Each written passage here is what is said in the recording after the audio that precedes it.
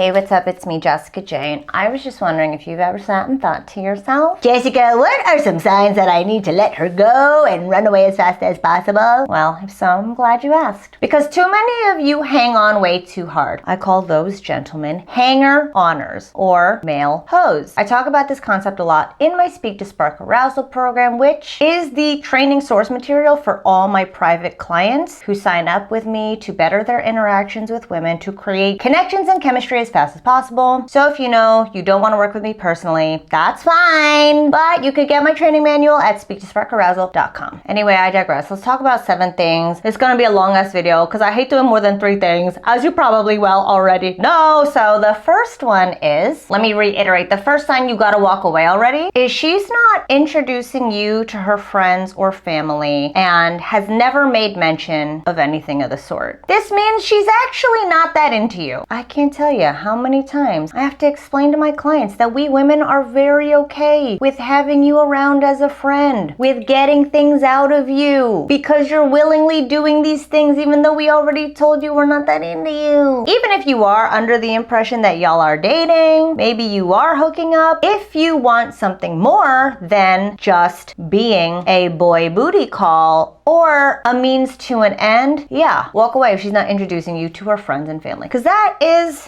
that's our lives. Those are like my people. That's like my intimate circle. And if I don't want you in my metaphoric intimate circle, even though you've already been in my intimate circle, and you want more than just my physical intimate circle, how have I never used that term before? I'm gonna use it forever now. If you want more than that, walk away because she's not giving it to you without the friends and family. Number 2, this is a dead giveaway, and I always really like to challenge you to look at concrete evidence, which is she's not putting in as much as you. This could be as simple as you looking at your text exchanges and seeing who contributes more in literal quantity. I always talk about this concept of the love bucket, where we can only fit so much in the love bucket, so you give 50%, I give 50%. But when I give 20%, you might tend to give 80%. And if you've got 80% of yourself in the love bucket, that doesn't give room for me to put anything in the love bucket. In fact, why would I? I just wouldn't be able to. It's gotta be 50-50. And if she's not making as much of an effort as you, contacting you as much, making plans for the future, maybe she's actually met your friends, but you haven't met any of hers. I dated a guy, I met probably everybody in his fucking life, and I had no intention of ever introducing him to people in mine. Again, putting in as much as each other. If she's not putting in as much as you or putting out as much as you, shit, you gotta walk away, okay? Which then brings me to number 3, which is she doesn't contact you first. I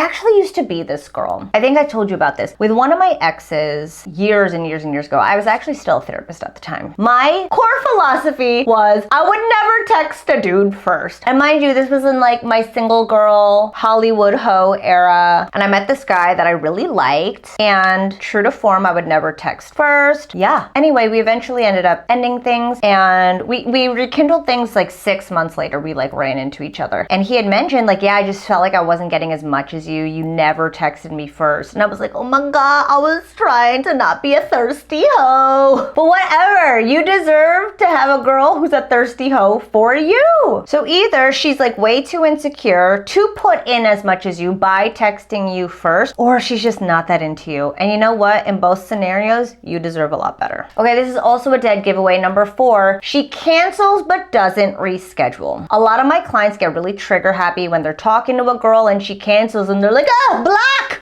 Okay, chill out, buddy, chill out. Because sometimes we really need to cancel. These things happen. This one guy I was seeing, so he and I had met. And then a couple days later, maybe 2-3 days later, not even, it was the weekend, and my family had flown in, and my family was in town for 10 days. Now, I'm not talking my family is easy peasy, I can come and go as I please, they're not actually here for me. I'm talking these motherfuckers need me. There's kids in town. I'm a driver. I'm a clown. I'm a tour guide. I am everything for 10 days to my family. So he was very patient. I would try to meet up with him and then feel really bad and then feel really guilty. So I'd be I'm so sorry. I honestly can't make it. I really wanted to try. Let's try again after they leave. Then my little nephew, bless him, my favorite person in the whole wide world, my best friend, gave me COVID And for y'all who've had it, yeah, you probably know I was knocked on my ass for like 3 weeks. And every time I thought I might feel better, I was like, hey, I'm actually feeling better today. I would just like get super winded and end up back in bed. But I kept like being adamant. Listen, I'm so sorry. Can we try this day? Listen, I'm so sorry. Can we wait until I'm better? So yeah, it probably took us like over a month, maybe 2 months to finally meet up. But I was very, very, very, very, very adamant to reschedule every time and insist and text him first and text as much as him, because I really was interested in like meeting up with him eventually. So unless she gives you that level of energy, she can kick rocks, because you deserve that level of energy. Okay, I feel like I should have ordered these better, so I apologize. But the next one is none of her future plans involve you. Again, so it's not even like you're not meeting her friends, you're not meeting her family. Maybe she's like, oh yeah, I'm like taking this ski trip. Oh yeah, like I'm planning for this. Oh yeah, I'm gonna like go to Bali for 3 months. Like, bitch, were you gonna ask me? Like if I could be involved in any of this? Like, she's talking about all these things in the future and never asking about like what you want to do, never asking if you'd be interested. Even plans for her weekend, maybe she's not even including you. Again, when we want you in our present, in our future, in our upcoming past. We want all of you in all the intimate circles, okay? Metaphoric and literal. And if we don't want you in that future intimate circle, find somebody who does. Okay, you know what? I feel like these are a little redundant at this point, but number 6 is she just always seems really busy and she doesn't attempt to make any plans. I'll tell you right now, I'm a busy ass bitch. I got friends. I got Spanish class. I got dance lessons. I work out. I karaoke by myself on the couch. I walk my dogs. I eat. What else do? I do you. Psych. But you get what I'm saying? And you know what I still have time for? A man I give a fuck about. Which I don't even think I'm gonna talk about my dating life on here anymore.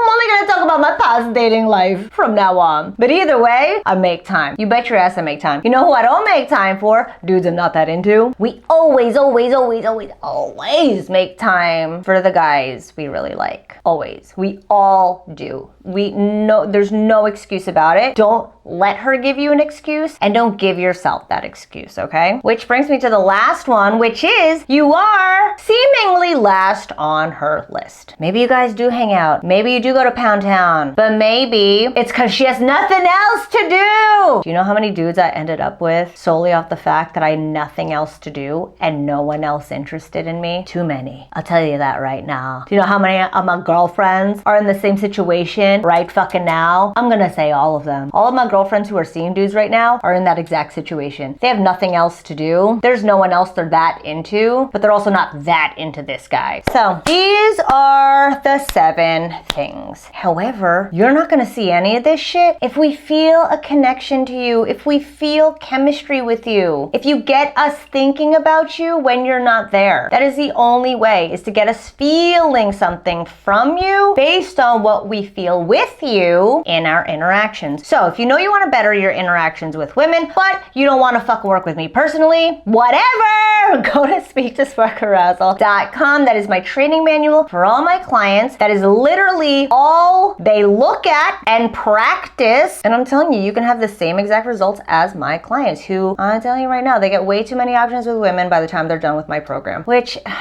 it really does make me wonder if I'm like creating monsters out there, because now all of them are like, oh yeah, sorry, I'm not looking for a relationship. Because now they're finally like dating all these women that they actually want when they never got to before. So I could be creating fuckboys out there. Oh, I literally just came to that realization right now. Oh God, I wanna die. Oh God, oh God. Anyway, speaktosparkarousal.com. Walk away with any of these 7 things. And thank you for watching as always. I will see you next time.